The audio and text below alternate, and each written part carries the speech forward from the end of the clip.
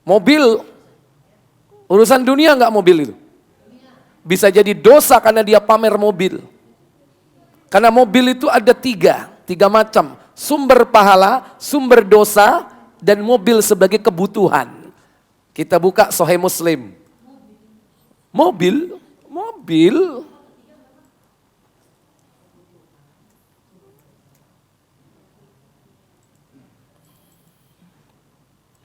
940.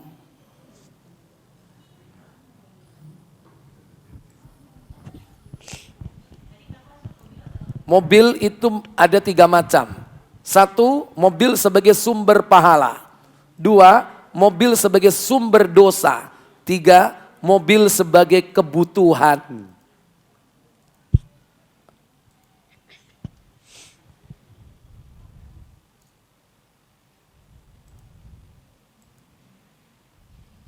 Silakan baca. Dari Abu Hurairah radhiyallahu anhu, katanya Rasulullah SAW bersabda, siapa yang mempunyai emas perak, tetapi dia tidak membayar zakatnya, maka hari kiamat kelak dibuatkan untuknya setrika api yang dinyalakan dalam neraka jahanam. Lalu disetrikakan ke perut dan punggungnya, setiap setrika itu dingin. Dipanaskan kembali lalu disetrikakan pula kepadanya. Begitulah berulang-ulang setiap hari selama 50 tahun. 50 tahun padang mahsyar ya. Tinggal ngalikan saja sehari di sana 50.000 tahun. Terus 50.000 tahun sampai perkara diputuskan, setelah itu barulah ia melihat jalannya keluar, ada kalanya ke surga dan ada kalanya ke neraka. Ada kalanya ke surga, ada kalanya ke neraka. Berarti ini sebelum neraka. Di mana? Padang mahsyar. Terus lalu beliau ditanya orang, ya Rasulullah, unta bagaimana? Tidak ada kecualinya pemilik unta yang tidak membayar zakat untanya. Jawab Rasulullah SAW, termasuk juga di dalamnya kewajiban memerahnya ketika dia dibawa ke tempat minum.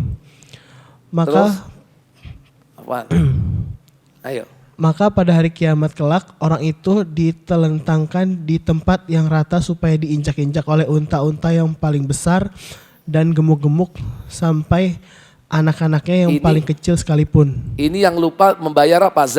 Zakat. Semuanya menginjak-injak dengan kukunya serta menggigit dengan gigi-giginya yang tajam. Setiap yang pertama lewat, datang pula yang lain menginjak-injaknya. Demikianlah hal itu berlangsung setiap hari sehingga perkaranya selesai diadili. Satu hari di sana sama dengan 50.000 tahun di dunia. Setelah itu barulah dia dapat melihat jalannya keluar. Mungkin ke surga dan mungkin pula ke neraka. Lalu beliau ditanya orang pula, ya Rasulullah, kalau sapi dan kambing bagaimana? Jawab beliau, ya tidak ketinggalan pula pemilik sapi dan kambing yang tidak membayar zakatnya. Niscaya pada hari kiamat kelak dia akan ditelentangkan di suatu tempat yang rata supaya diinjak-injak oleh sapi dan kambing itu dengan kukunya yang tajam dan ditanduk dengan tanduknya. Iya, jadi ini semua karena dia tidak membayar zakat. Unta, sapi, terus dan ternak itu semuanya tidak ada yang bertanduk rebah ke belakang atau patah. Bahkan tidak ada yang tidak bertanduk bila yang pertama telah lewat lalu diikuti pula oleh yang kedua dan seterusnya. Sehingga perkaranya selesai diputuskan satu hari di sana sama dengan 50.000 tahun di dunia. Iya, terus. Setelah itu barulah dia dapat melihat jalannya keluar, apakah dia ke surga atau ke neraka. Maka ditanyakan orang pula kepada beliau kalau kuda itu ada kewajiban membayar zakat nggak? Halo? Nggak ada. Kuda kok, masa ada zakat kuda? Karena kuda itu bukan ternak. Kuda itu apa? Kendaraan. Terus jawab Nabi. Jawab Rasulullah SAW, kuda itu ada 3 macam. Kuda itu ada berapa macam? 3 macam. Berarti kendaraan itu ada berapa macam? Apa saja? 1, kuda sebagai barang mewah atau yang mendatangkan dosa. Inilah kendaraan yang mendatangkan dosa. Apa itu? Mobil. Mobil yang bagaimana yang mendatangkan dosa? Ayo. Yaitu apabila orang memeliharanya karena riya. Iya, robatoha riyaan. Dia pelihara dia punyai untuk riya. Ada nggak mobil untuk riya, pamer? Ada. Apalagi? Hah? Terus? Untuk kemegahan dan Wa fakhra, untuk kemegahan. Terus?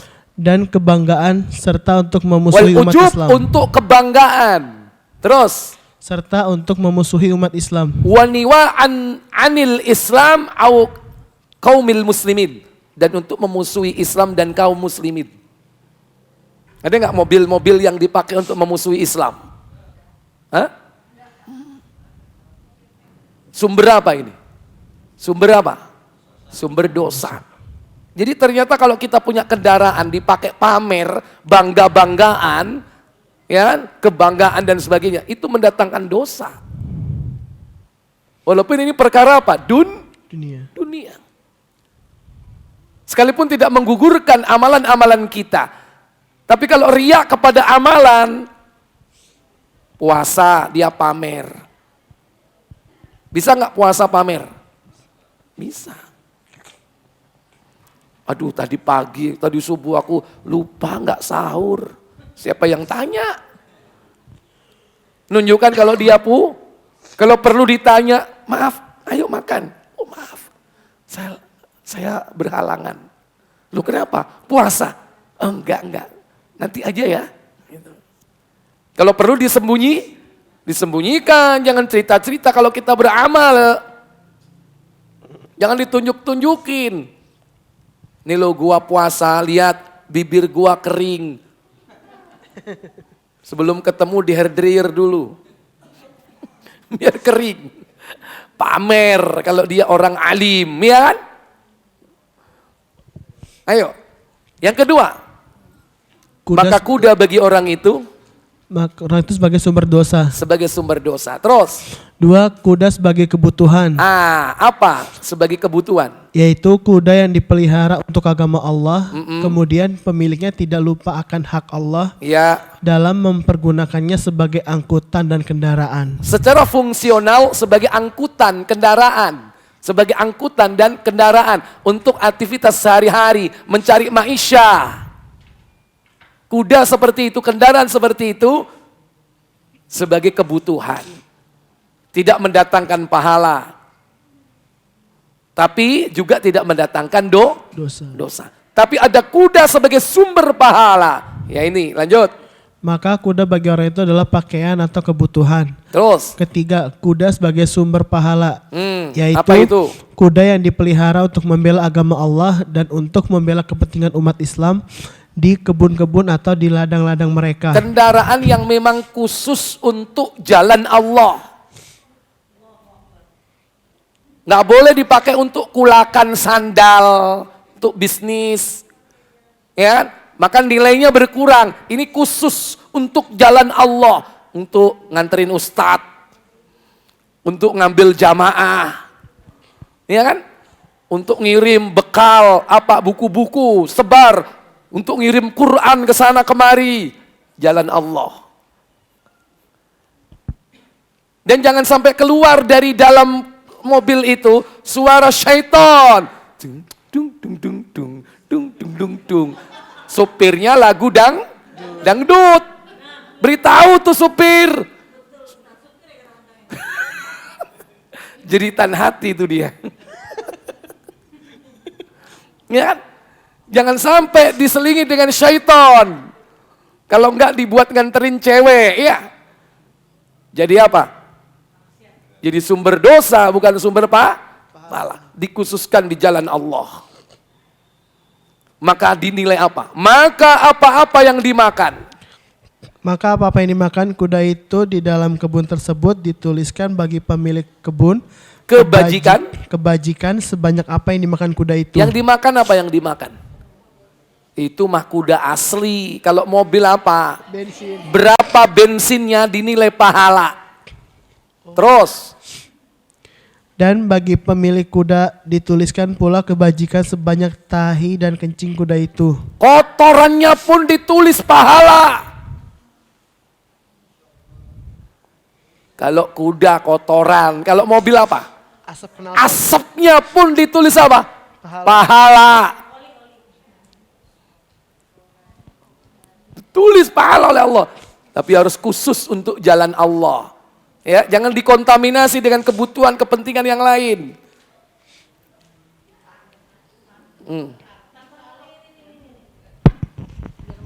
Mohon maaf, kalau berarti digunakan untuk ibadah, dia menjadi pahala.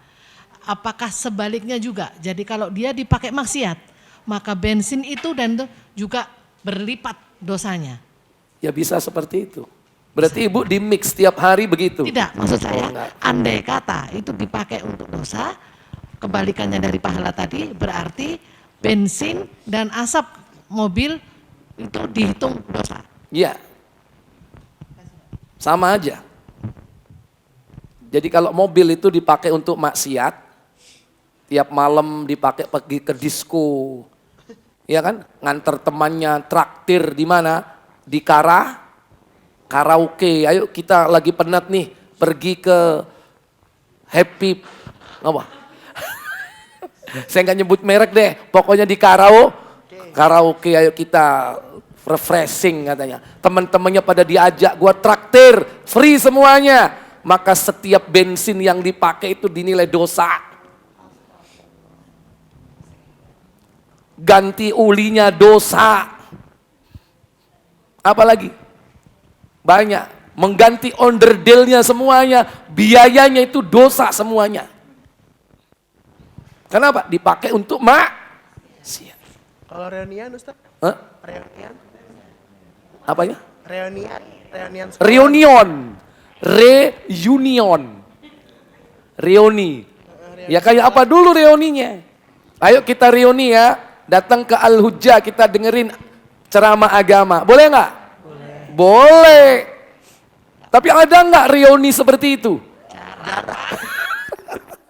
Umumnya reuni bagaimana? Kumpul. Datang mesti ada musik. Campur baur laki perempuan nggak? Hai, kamu kok sekarang begini? Kok tetap cantik kau? Iya, aku sudah lama menjanda.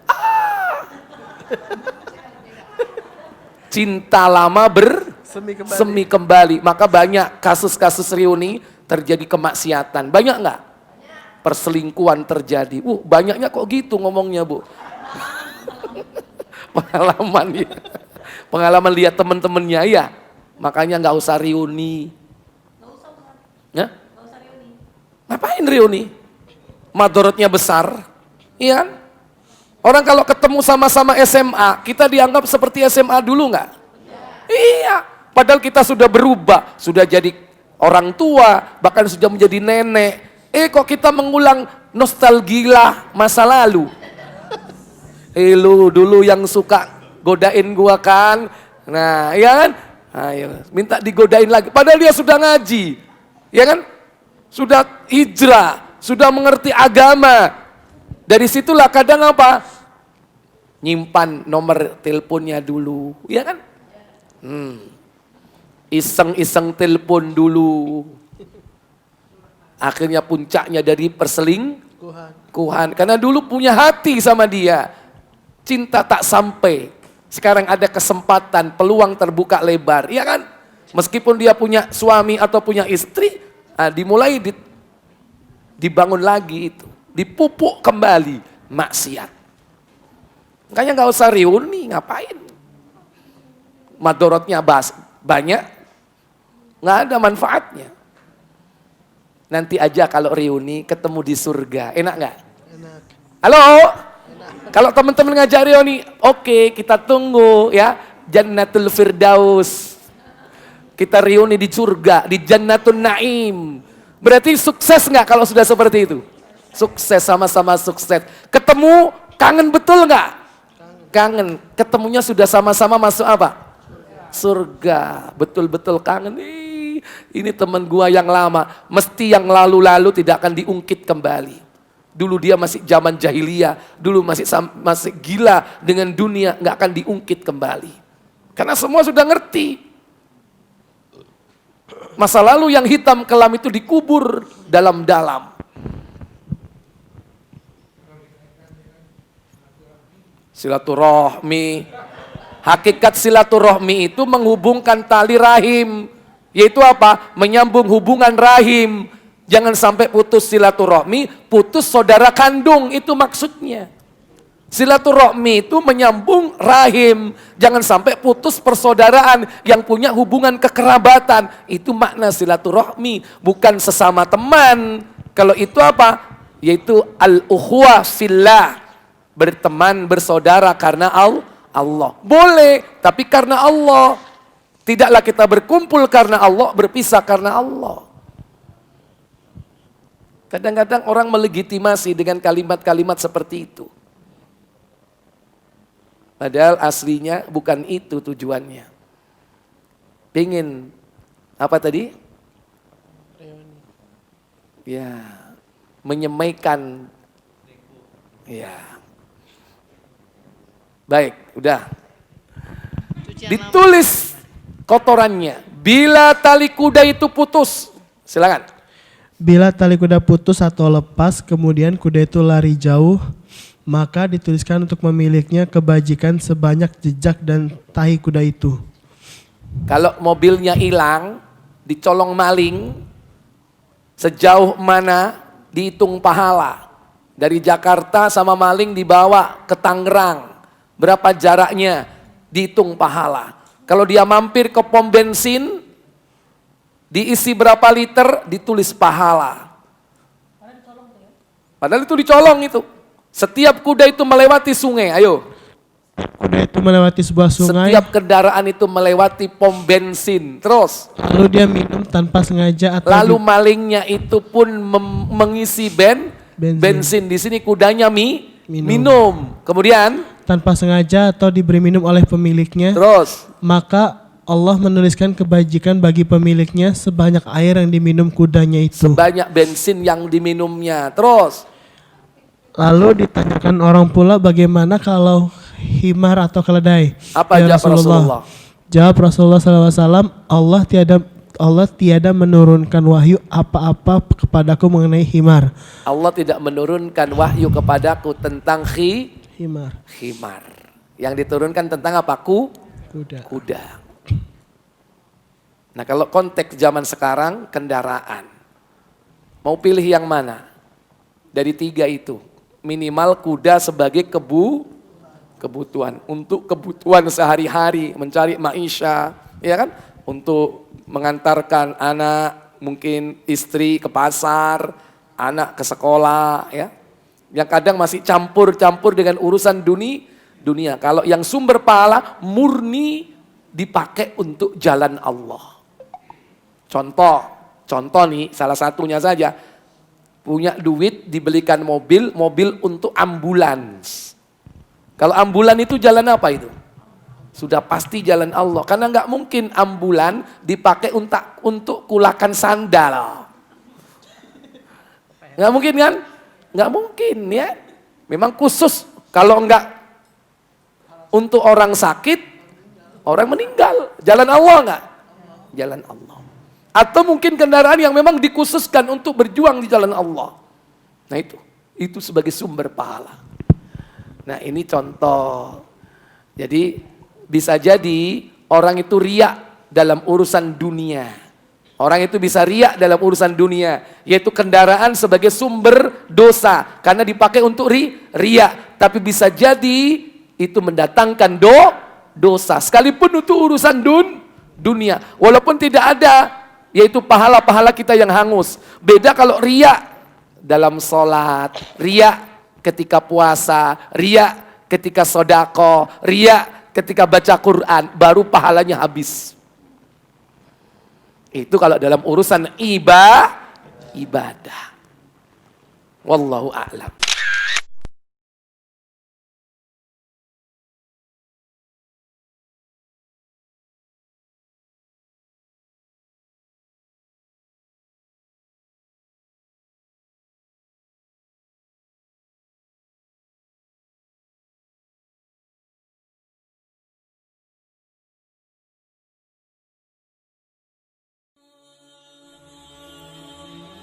Bantu yuk operasional Rumah Dakwah Al-Hujah dan terselenggaranya kajian serta dakwah Al-Hujah dengan menjadi donatur tetap setiap bulan berinfak Rp30.000.